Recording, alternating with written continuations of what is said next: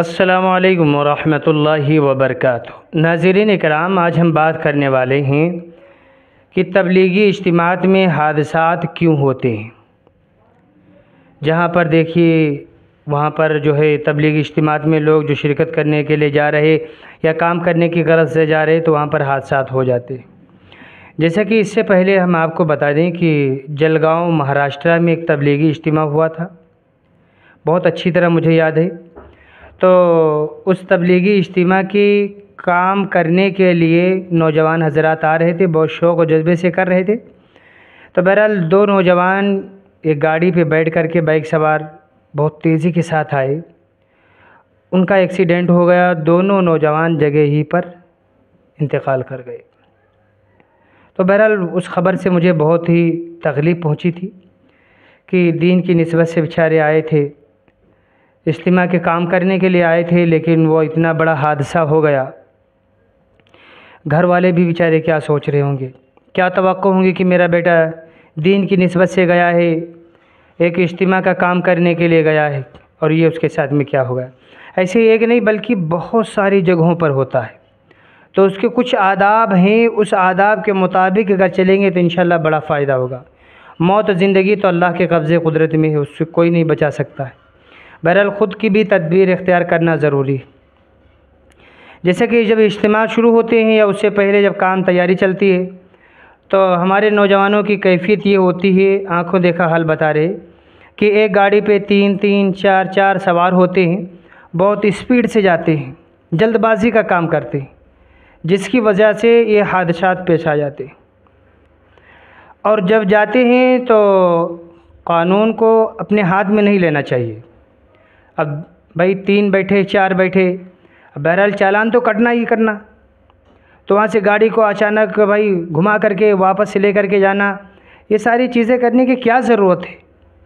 ख़ास तौर से कुछ आदाब सुन लें, अगर सुनेंगे तो इंशाअल्लाह इससे बड़ा फ़ायदा होगा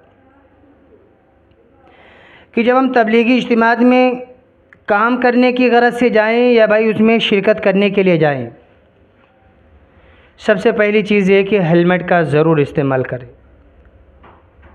और ड्राइवर को पकड़ के दो के अलावा तीन न बैठें जहाँ तक मुमकिन हो सके।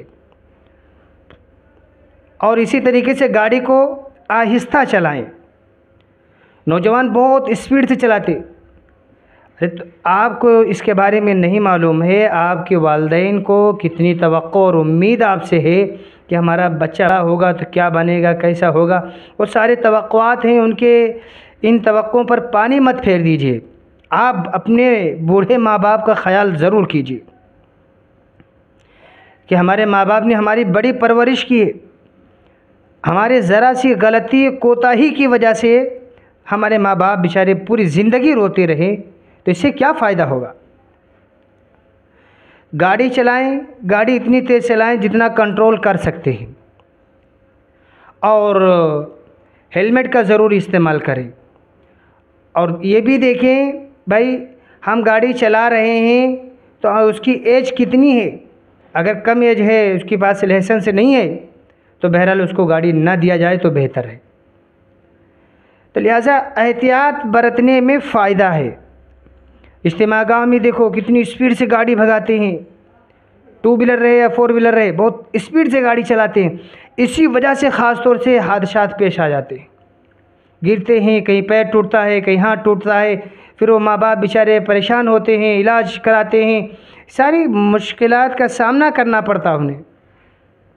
ज़रा सी हमारी गफलत की वजह से हमारे वालिदैन को परेशानी पहुंचती है, इसका एहतमाम करें कि भाई हम गाड़ी चलाएं तो आहिस्ता चलाएं, देख कर चलाएं।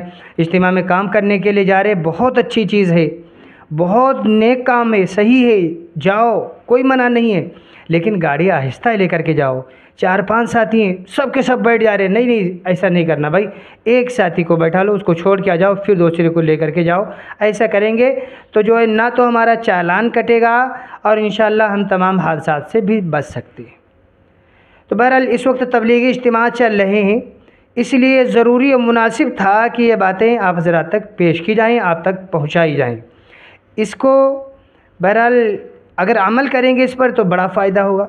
तो ये सिर्फ अपने पास न रखिए, अपने दोस्त अहबाब तक पहुँचाने की फ़िक्र हो, कोशिश करें। नाज़रीन इकराम, हम आपसे सवाल करेंगे, इसके मुतालिक आपकी क्या राय है आप हमें भी कमेंट बॉक्स में ज़रूर बताएं। अस्सलामु अलैकुम वरहमतुल्लाहि वबरकातुहू।